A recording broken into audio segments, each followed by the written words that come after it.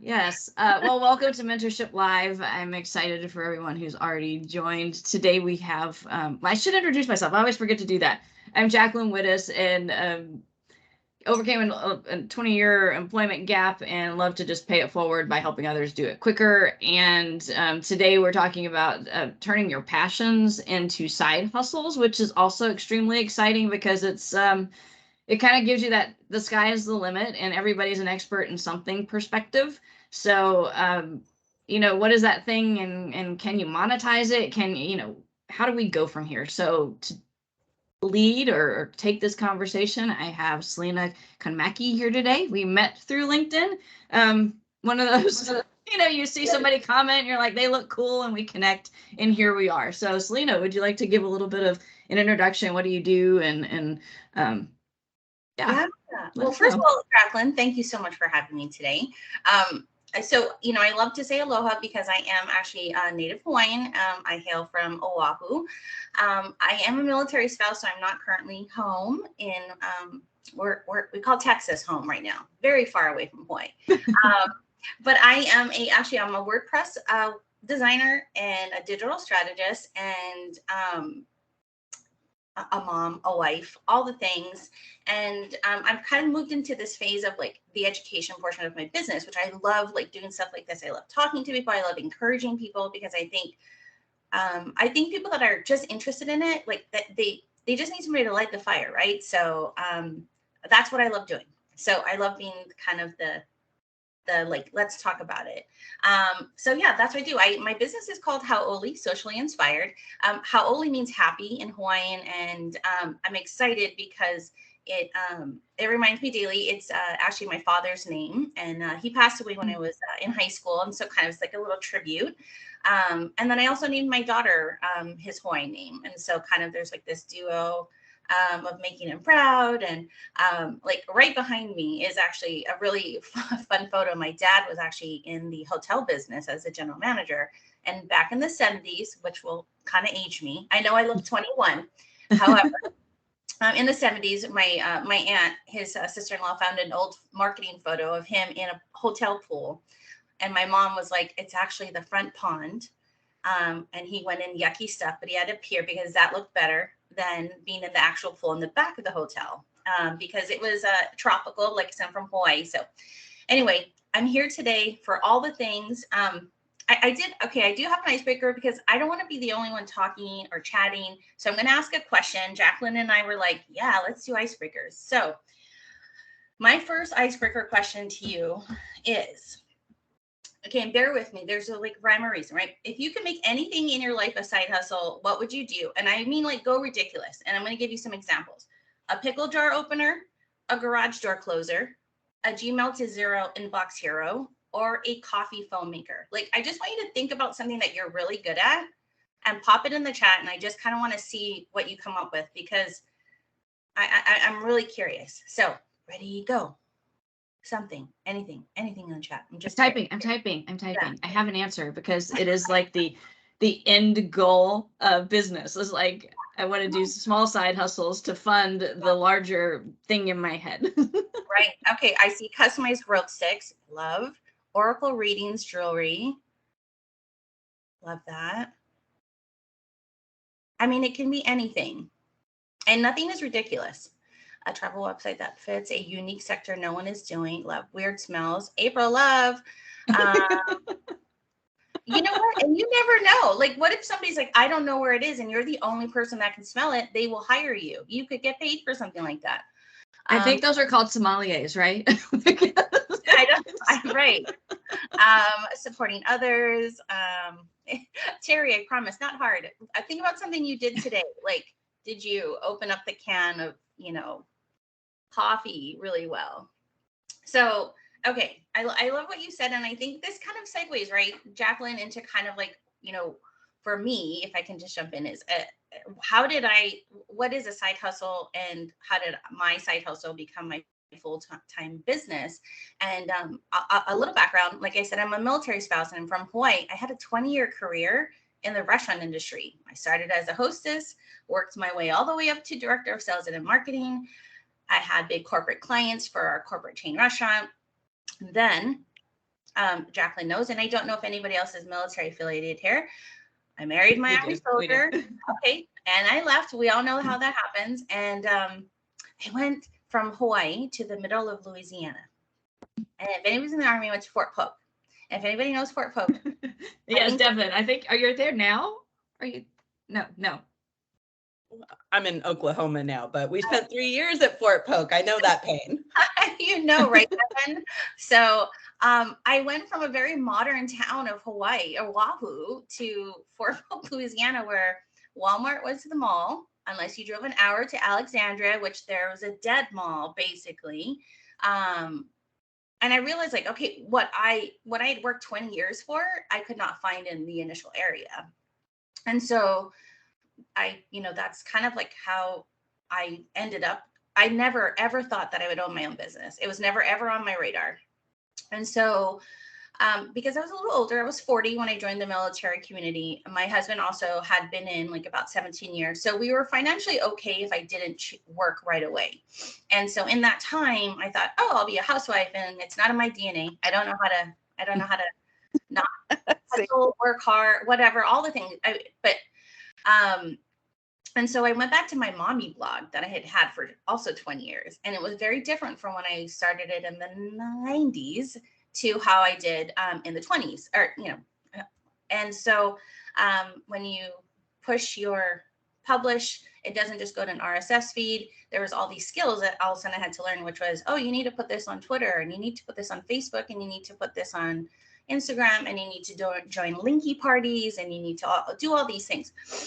So I built my website so I could have the blog look a little bit nicer. And before I knew it, a colleague back in Hawaii said, hey, if you're not doing anything in the middle of Louisiana, do you want to manage my social media for our restaurant and the website? And I said, sure. I did, and he's like, and this is me still being an employee in that mindset. And I said, okay, well, like, what do you pay? Where do I fill out the HR paperwork? And they're like, oh no, we'll just contract you out. And that was such a foreign thing to me. I was like, what do you mean? What does that mean, contract you out? Like what? And so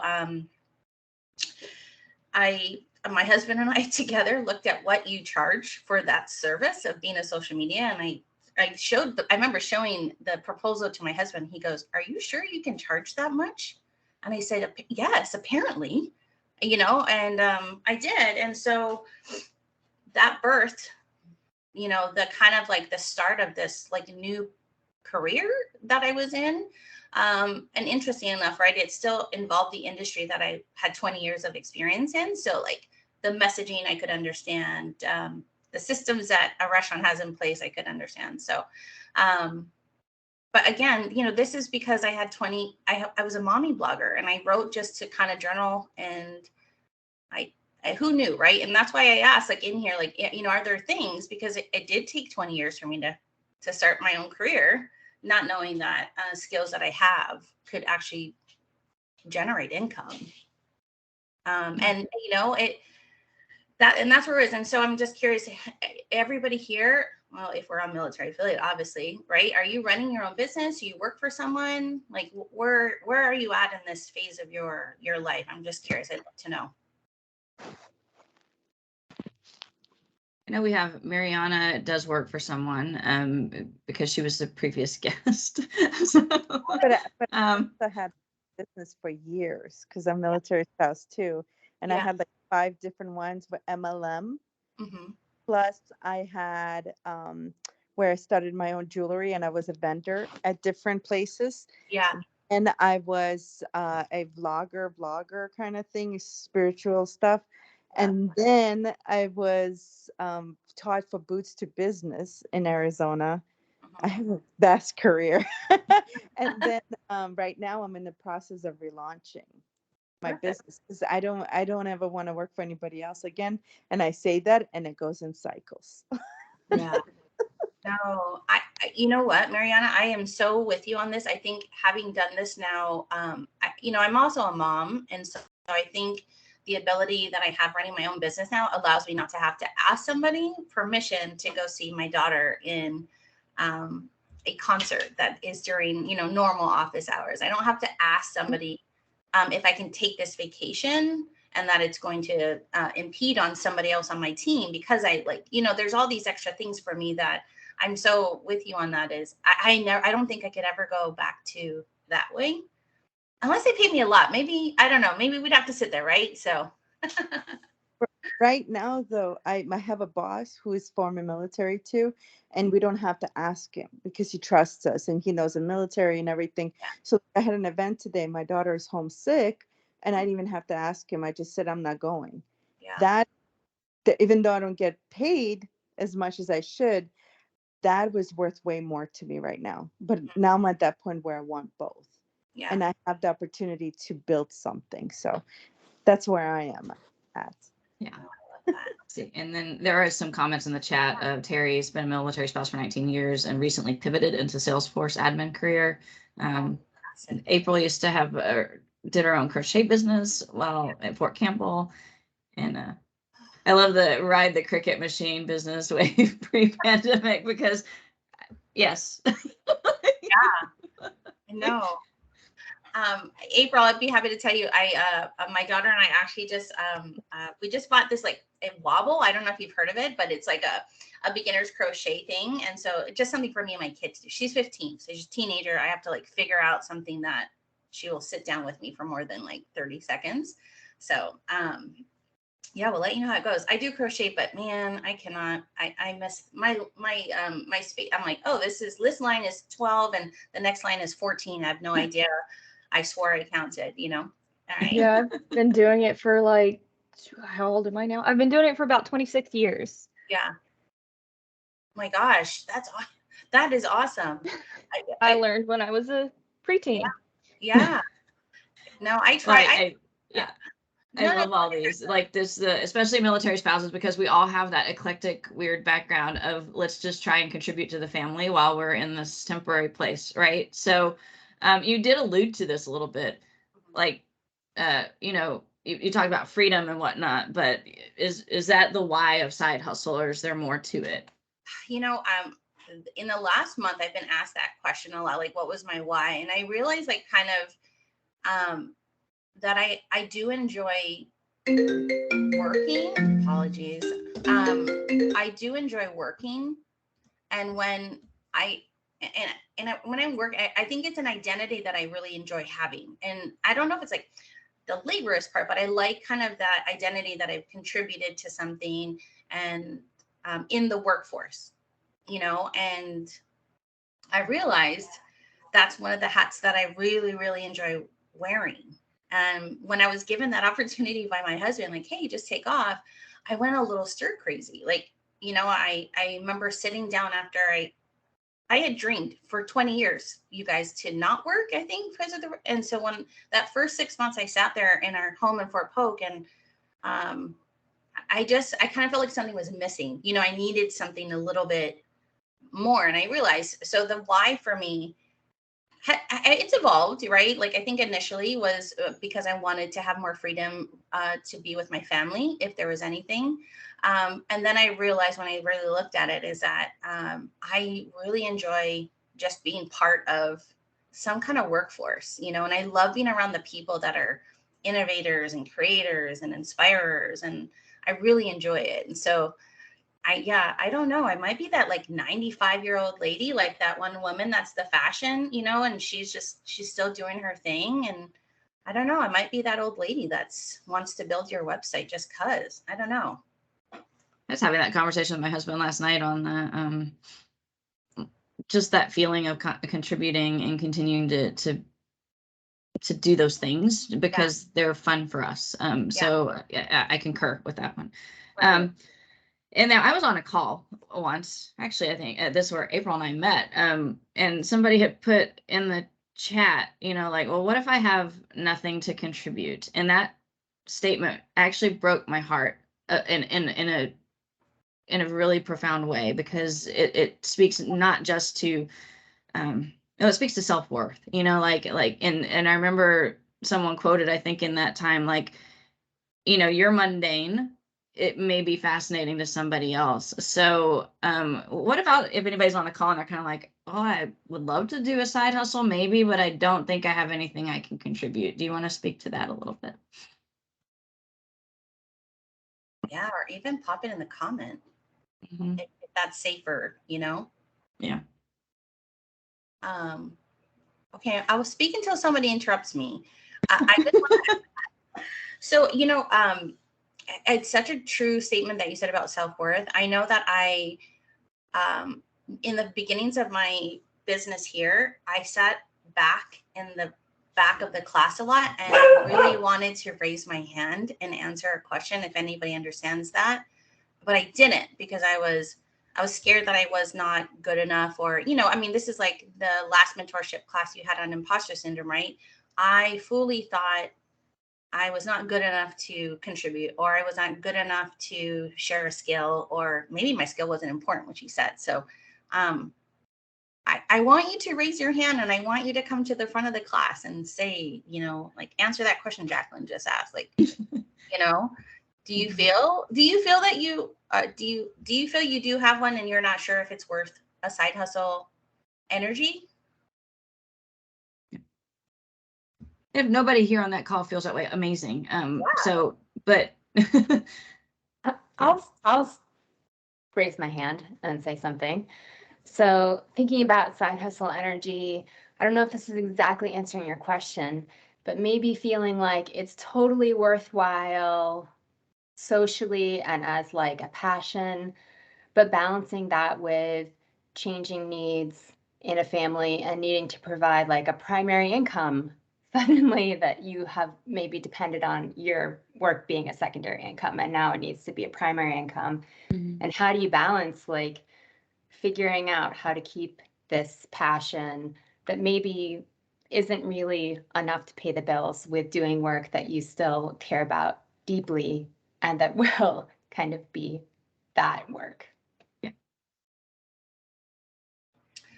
That is I wrote something down here and it just said, I think when you have that, right, like when you can keep it in, because mine was just literally side hustle energy only, and I knew that like even when we PCS over to Texas, I was like, okay, I still only kept the one client because I was really nervous. I was scared of the growth, but I realized, like, okay, I needed to know, does this have potential to be full scale business and a primary income? And if it does, like, what would that look like, so that I was mentally ready that if there would be that plan. It's all that communication. But for me, I know that I would totally say to you, like, one is, do you have the bandwidth, right? Like mentally have the bandwidth to make that full scale. And how does that change your family dynamic when that happens? Because I tell you, for us, it did. I mean, me growing my business still caused some disruption in our normal home. But my husband is retiring this year, and we just had this conversation where we realized my business can actually support us when he retires. And because of the hard work.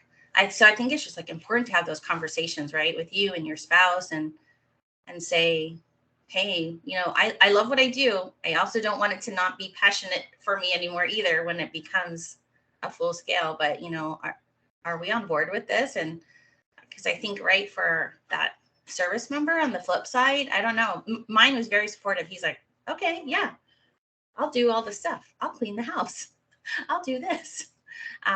So I don't know, Nicole, I hope for you, I hope that, like, talking about the possibility of what the side hustle is and what that looks like when you do scale up and it becomes primary, and do you get the support for you in your house from who you would also now be providing that? Is that a fair thing to say? Yeah, that makes sense. I mean, I'm in a little bit different situation. So I'm actually splitting with a partner, and so need to have a primary income in that sense. So it is a lot of that evaluating bandwidth and figuring out how to manage a lot of new things. Right. Yeah. No. Okay. Well, I'm gonna be like doing all my aloha-ish vibes to you, so that, but at least for you now, you don't have to worry about a second person that's gonna say to you, no, you can't do that. Now you can say, what am I capable of? How hard will I push myself? Because I know I can.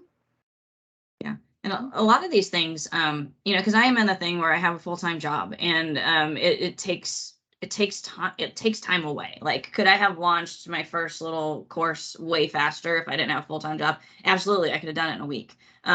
But there is that balance. And, there are times I wake up and I'm like, today I'm going to record videos, and then I fix my hair and I'm exhausted. Or, it's like at the end of the day, I was just like, I don't have anything left to give. So it took, the side hustle is truly a side hustle, and it has to get the time it gets, which is, I think that's hard on the entrepreneurial heart, because I don't know about everybody else on this call, but I truly, if you're like me, it's you see what it could be, and you want to walk in that direction, and when your own body is too tired to do a thing, it's so frustrating on all of it. So it is a hard road because it's mentally challenging. And I think for me, like, I've used that kind of as a take a deep breath, focus on the day job first, and because it does pay the bills, so to speak, and then give what I'm able. So it speaks back to what Selena was talking about, is what is that bandwidth? But it's also important to know that 15 minutes a day is still making progress. And I can always find 15 minutes a day to do something, even if it's just writing out social media posts to keep building an audience or things like that. It's something where it feels like, okay, I checked the box that I worked on this thing that I'm excited about, so I can rest easy tonight. And then I would tend to only get stressed if I'm not taking those 15 minutes and contributing to that dream. So there is a tug of war on time, on mental capability, on the dishes, on laundry, whatever that looks like. It's difficult, but it is worth. How much, you asking at the beginning of the week, how much can I give on Tuesday to this thing? And if it's 10 minutes, then give yourself the grace to be like, at least I worked 10 minutes today on it.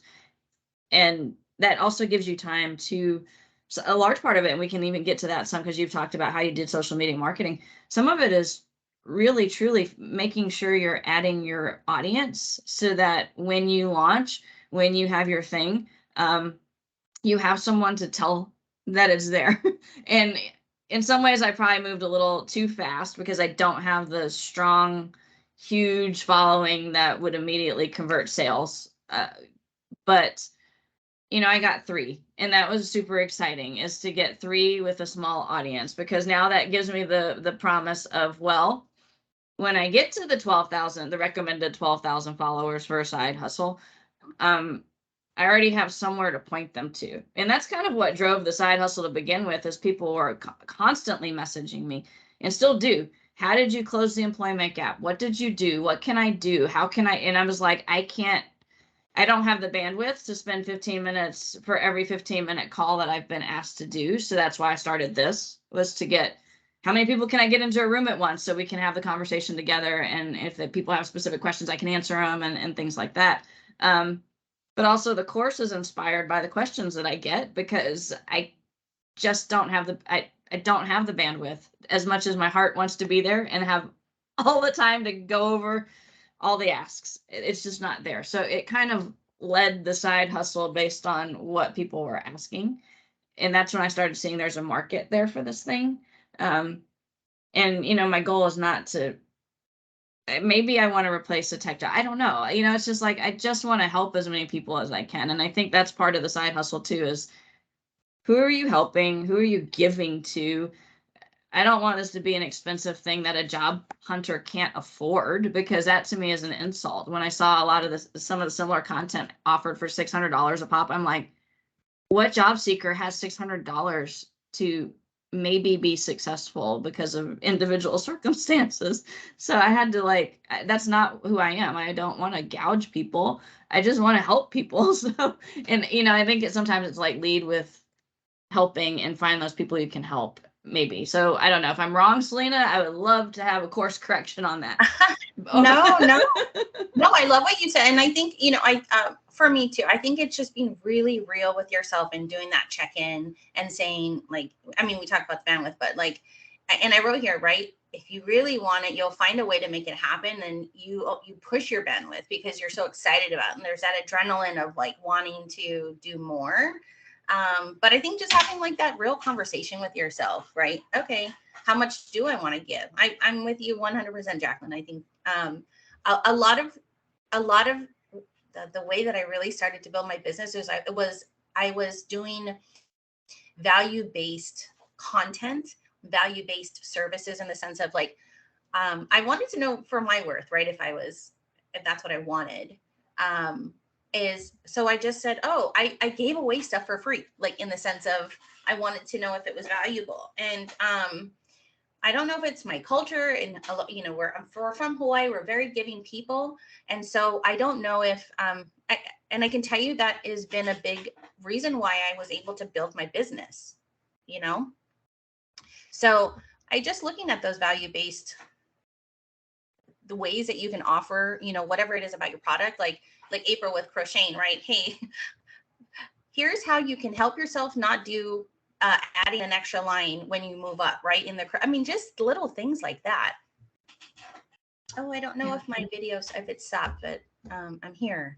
It's popping in and out, but Okay. it's good. Like sometimes, oh, it just did a fast forward speed reel. That was really fascinating. Okay, teams, great job. But yeah, no, Nicole, I feel like, just sitting down and, but I will also say this too, right? And you guys are doing it right now, is put yourself in the communities that will help you thrive. So that if you need that, like I said, I love being a cheerleader for people that want to do something small or do something big, because I just think it's fantastic. And I think, I don't know, it's good for our souls. Like, right, when we're doing something that we really love and we get an opportunity to do that, put yourself in those communities. That's I had joined this like a military like creative art group the other day, and we had to it was called Ride the Wave, and it was like we had to draw kind of like, but I had put like, through our trials and tribulations, I painted this huge sun, and I'd said, oh, the sun is kind of like this guide for me to remember not to be in the dark, because even though I'm going through all these things, I have to see the light, because I can't, I won't be able to survive, but the sun also represents being in the right places with people that making me want to do well and making me feel that I matter, and so that's my biggest thing, is like, find those communities, stay on there, be inspired by that, because it's such great fuel to kind of get your side hustle, like a little oomph, like the extra mile, that week. I would love to narrow in on something you talked about that you kind of mentioned, and it was, there's this aspect, and it is one of the biggest challenges for me, is the solopreneur part, where it's, I think of the Seussical musical because my daughter was just in it, and they have the song Alone in the Universe. And it's like, there are times when it is extremely lonely in this space, because you have an idea, and who do you bounce it off of? You have, these goals and some in ways about doing it. And you're, like, I'm over there struggling through when I was just trying to set up my first blog with WordPress, and I'm like, I just want the wording here to change, and I was losing my mind, and I came to the conclusion, I don't think using this plugin you can do that. But like, I spent probably an hour or two just trying to work on that, and then at the end of the day, I'm like, nothing changed, and all this time was vested on not making progress. And like, did you ever have that point where you're like, wow, this is a really lonely journey? And then how do you address that in yourself? So yeah, absolutely. Entrepreneurship is such a lonely journey. And I think when you compound it as a military spouse, you're not even in your hometown with your, like, that core support that you might have grown up with. And so again, utilizing that sun, I had to put myself in places so that when I did feel lonely, I could go to. And so, like, I had no business doing this. In Fort Polk, I started a coffee thing at the rec center just so I could get out of the house and meet other, spouses. And, but it broke the monotony of the day of like building the website or writing this blog or creating a graphic for this client or stuff like that. And I I really, I don't know if I'm lucky. I'm really lucky that here, where I am currently, I got to meet another military spouse, and we gravitated together as friends first, and then we actually worked on projects together, and then we have a branded project that we do together. But she is my sounding board, and I don't know if anybody uses Voxer, but sometimes you just don't want to text sometimes. And so we use Voxer, and me and actually many other entrepreneur friends, to just kind of vomit into and just have somebody to chat with. I cannot tell you, just last week, I had a bunch of military spouse entrepreneurs and actually non-military, spouse entrepreneurs. But they were just like, hey, I'm feeling down today, and I just wanted to say this out to you, and I like that you helped me with this, and I just wanted to, I need to feel better. One, I love that somebody feels that I can actually provide that, but they've also been my sounding board, and so I've gone in there, and I just, it is lonely, and I think knowing that it's a lonely thing is something you have to accept, but you have to put time into your calendar to do things, so you get a little bit of that socialization. But have people that you can, I have website people that I'm like, oh, I'm struggling with this. Like, have you found another way? Like, whatever your niche is, find somebody that you just want to ask random questions. Because you have to do it, right? We don't have that typical gather at the water cooler and talk about the boss today deal, right? In our individual businesses that we're running. So, Mariana asked a really great question where she said, like, because on the flip side, what do you do from business burnout? And I think too, in the reality of running your own business, right? And especially when we start, we're our own accountant, we're our own suppliers, we're our own client management person, we're our own marketing person. And then we're also the person that developed and built the business that creates all this. And so I tell you what, I go hard, and then I crash. I crash to where, like, sometimes I just, like, maybe once a month, I won't get out of bed, and I just sit there, I watch TV, and it is a burnout day. And I know that. And I realize my body's like, you need to relax. Last week, when I realized there was burnout because the creativity wasn't there, Mariana, I actually turned off all my devices. I turned to my husband at 11:30 when I had so much work that needed to be done. And I said, let's go have lunch. And we went to a town that was by some water, because water is a great, relaxant. And I just said, it's going to be fine if I don't do this client work right now. I'm recognizing, but yeah, burnout happens quite often in my space, and I'm trying to manage that better. So I don't know what everybody else does when they hit burnout, but mine is sleeping. Yeah. And I think that is something we have to monitor. Yeah. Oh, go ahead, Marianne. Oh, no, I'm sorry. That's why I had a very successful business, and that's why I quit it, is because of the burnout, and everybody's trying to get your attention. I just, at some point I said, I can't handle this anymore. And that's why I went back to work. Mm-hmm. Yeah. It's really interesting, even not like on LinkedIn, really asking the question, am I okay to pick up trolls? Am I okay to put myself out there? Am I like, and I have to do those check-ins all the time. Like, do I want to be an influencer? Because with it, the inbox gets messy, and then that starts to feel like those little, it's not that I mind people messaging me. I don't most of the time. It's just that there are days when it makes me withdraw instead of dive in, because it's like, I don't have anything to give today. I don't have it. So like asking those questions up front and starting to do the mental checks ahead of time, and even following, like, there's one influencer who is kind of having a meltdown because she didn't expect to be an influencer. She just started gravitating like people, and she was like, I quit LinkedIn, and then she was gone for a day. Never mind, I didn't quit LinkedIn, and I'm like, breathe, girl, but she like, it was nothing she expected. So having these conversations with yourself probably protect you on some level if you become successful, because that's scary too, right? And how to balance those things. So I'm not sure there's a question there. It was just an observation.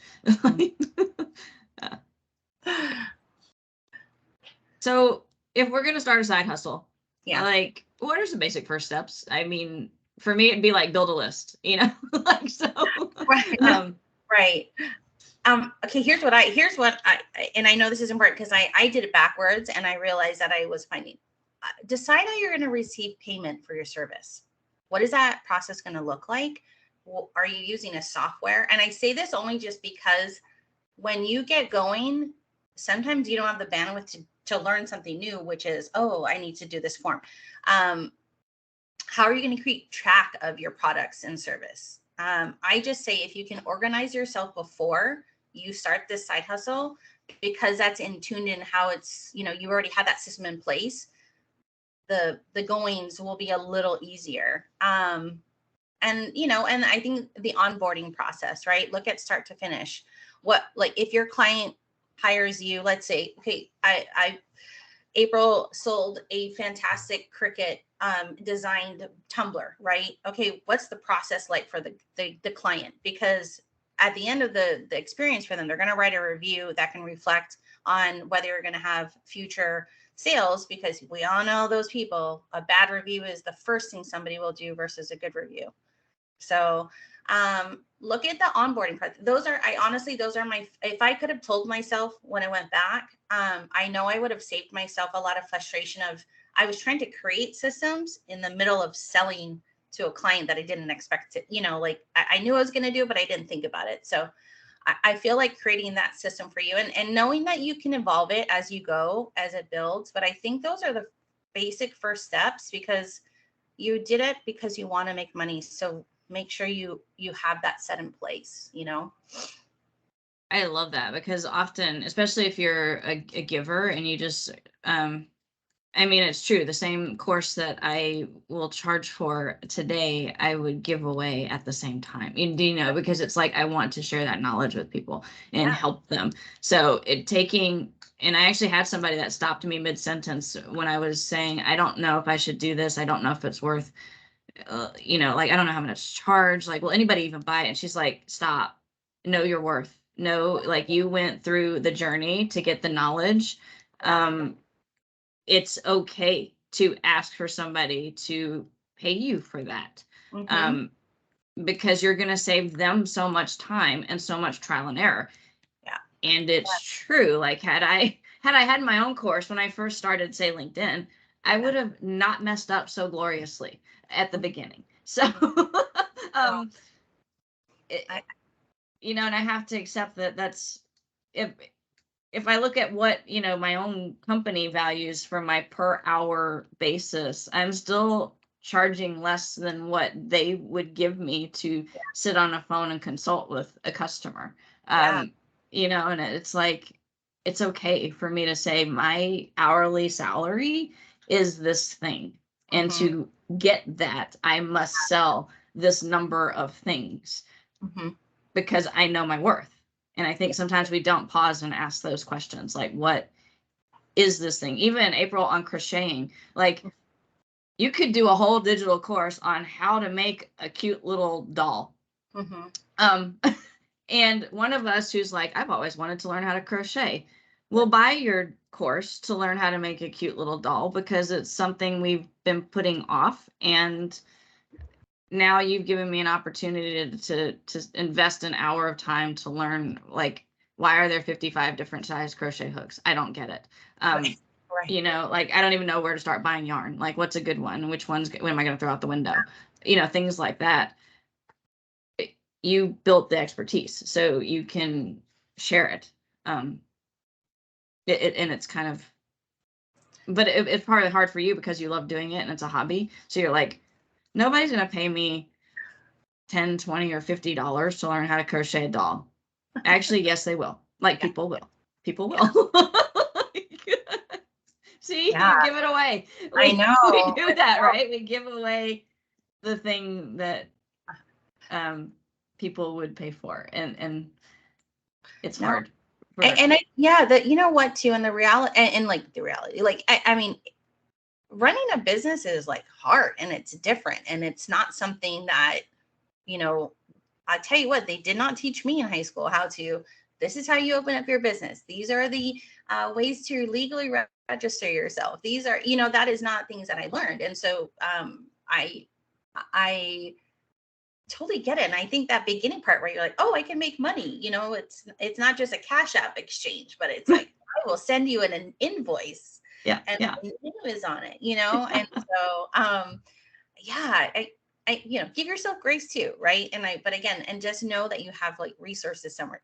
Just ask anybody. And I think getting a mentor, no matter what phase you're in, is so good for just kind of like, you know, if it's a dream that you have, like, dream it all the way out, you know, until you realize either it can work or can't work. But don't let somebody tell you it can't work. It's not their dream, it's yours, you know? I think that reminds me of the quote, like somebody made millions of dollars off of a pet rock. So, Right. like, come on, guys. Like, Yeah, I mean, we could go on and on and on about all the different things. Like, can you imagine somebody that sat there and said, I think it'd be really cool to grow hair through like, you know, that, right? Those chia pet things. Like, I mean, somebody, whatever idea you have, but can you imagine if somebody said, no, like, don't do it, you know, that I don't know. So I imagine whoever made the chia pet actually did hear you're crazy I'm a sure. bit. And they did it anyway. They did. Yeah. Yeah. And look, he's probably sitting on some island going, I cannot believe billions of people bought chia pets. Like, you know what I mean? So you never know. You never know. Yeah. You never know. And then I would add that, like, if you can do nothing else, then start building a list for yourself. Like, even if you don't have a product, and I mean like an email list. And here's why I focus on that is, you can do a newsletter for free. You can send, which I hope to actually use my mailing list to help people through that.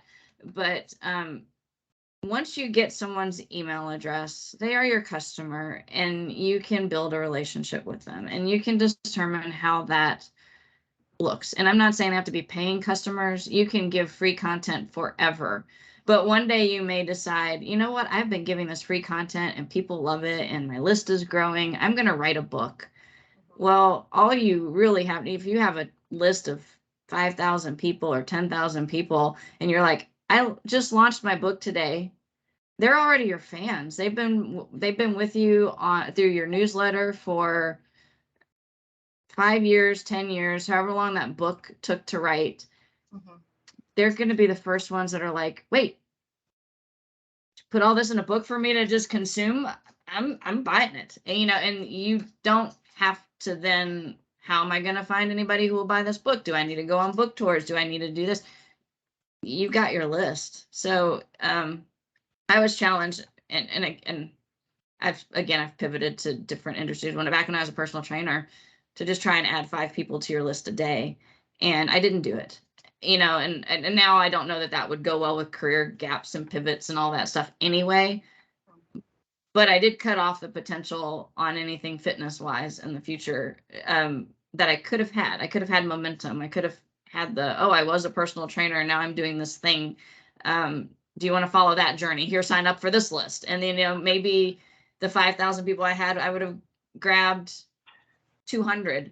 But that's 200 who are in my tribe that are following Jacqueline's journey, who have bought in to, well, whatever she's doing, I want to be part of it because she's interesting.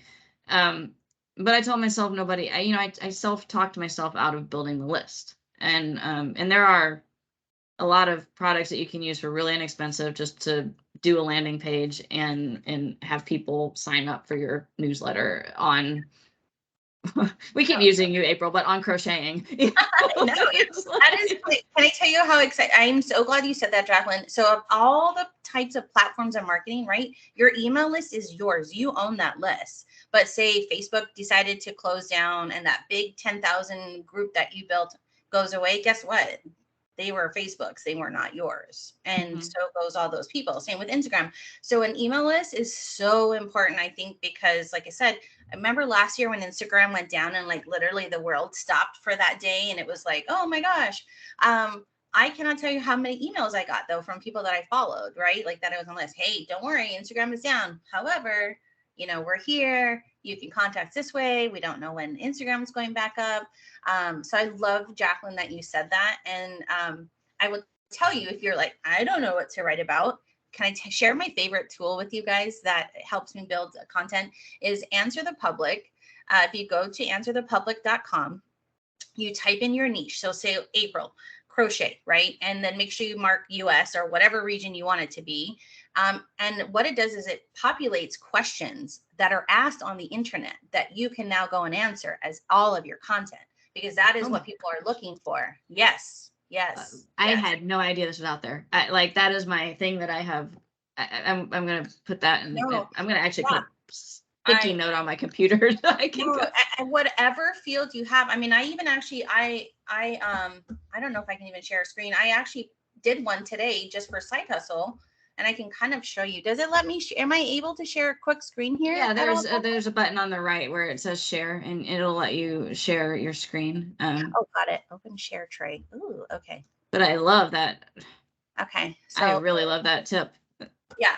Okay. Because sometimes I'm like, what are career gap people even asking right now? Yeah. What are people looking for jobs asking? And it would really help. Mm-hmm. If I know what people are asking, I can provide Jacqueline's version of the answer. Right. So, I don't know if it's sharing. Is it sharing anything? I do not see it at this point. I Unfortunately. clicked on it. Okay, wait. Share. Okay. Well, you know what? I'll just put a link to this in the chat. And if you want to open it up, Jacqueline, it's not letting me do it, but I mean, and here's the thing, you get I think you get 2 free searches a day. So you can filter, come back, because it's actually a really expensive tool if you actually purchase it. But I use it all the time just to find like ideas and topics to write. So I think Jacqueline advising to get an email list and just create an evergreen thing, right? Go in here and answer 12 questions. That's what, say you decide to do 1 email a month, you answer 12 questions, you can write all 12, and you know that what you're writing about is constant. So go ahead and wow. Yeah. I love that. I mean, like even just for generating questions to ask for this call every week, this thing right here. What is our topic? Bam. What are people asking? Yes. Great. Let's answer it with our experts. Thank you. That I'm really giddy right now. No, totally. No, totally. Especially if you you can also get something like Buffer where you can pre-do all of your social media content. And again, the goal is what? Drive people to your website where you have a way, or your landing page, to grab your list or, build your list. So, that's really what, at the end of the day, I love my Witful Thinking site. I love it, especially now since I refreshed it, and it makes me super excited. But whether anybody purchases something from me, the most valuable thing they can give me is their email, because now you've told me, I like what you're doing. I want to hear more. And that gives me the confidence that, and my list right now, it's 40 people big. So it's not huge, but I have 40 people who have not unsubscribed yet. And they're with me on this journey. So, if I get the unsubscriber, they're not in my tribe. It's okay. It's okay. You cannot let that dictate your, and I did have one from my last email, and I was like, look at all these updates. And somebody left. And I was like, okay, well, I no longer resonate with that person. That's okay, because my other, 40 stayed. And you'll get that. You'll get your trolls. Yeah. Every once in a while. Yeah. Sadly, it comes with the territory of running any business, right? Like, so no matter, I mean, there was a small mom and pop store here in my area here in Texas. And it was just like, one day I was like, why are people trolling them? Like the nice old lady and man that run the shop. It just, you know what I mean? And it's part of the business. And I think, you got to go and say 100%, not everybody's going to love what you do. Right. And that, it hurts me to say it, but it's like, it's part of just kind of like that thickening of the skin when you do the business part of it, right? Like that ugly part. Like, I wish there was like, at some point I will hire somebody that does all the like not so nice stuff that I don't want to do for my business. But anyway, that was my tip. So great. I love that you said email list. I think even for a side hustle, I mean, that's how I find out when there's a branding lady on TikTok, when she finally opened up, because she goes, look, I have my regular job and she does branding. And she's like, I'm opening up my wait list. So you join here. We joined her wait list. I got an email. I jumped on and she redid my logo. Like, I rebranded myself. But I only did it because I got the email, not because I followed her on TikTok enough to realize when she opened it up, I got the email. So yeah. And then there is kind of the funnel concept too, where especially if you're going to sell like digital content. So you want to do the intro level inexpensive thing, which like my LinkedIn course, I'm like, yes, I would give that information for free if in a one-on-one call. If I could do that all day long, I would love to sit with people and tell you how to use LinkedIn. But ultimately, it's like if you love the LinkedIn course, then you're probably going to love the career gap course if you're a career gapper. If you're not, our journey may only go as far as the LinkedIn, and that's fine. And then there's the next one, like, okay, now you've got your job.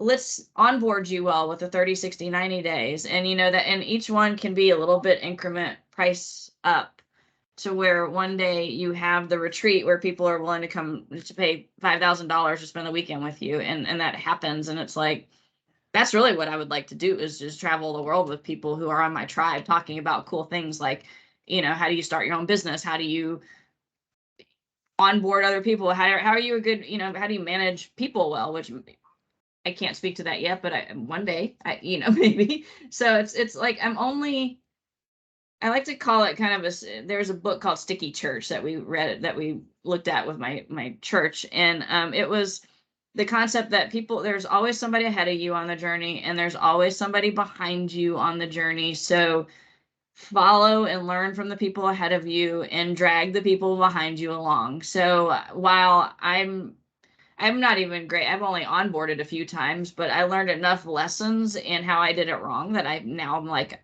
I could write what to do in the 30, 60, 90 days, because I can tell you all the things not to do in 30, 60, 90 days. So, and it's kind of like, and then from there, the question is, okay, I've finally landed in this deployment and it's awesome and I'm getting a paycheck, but I'm really just living for the weekend. So how can I start my own thing? And, then I might be teaching in the future, how do you start the side hustle and how do you depart from the 9 to 5 so that you can be your own boss? And then once you get entrepreneurs in your tribe, now you have people who are also going off and creating their own stuff. So you've built this community of people where it initially started with, how do I use LinkedIn? And that's really, it's like that pie in the sky stair step approach. I'm only planning to deliver content for the people I'm only a little bit ahead of, because I've done it all wrong.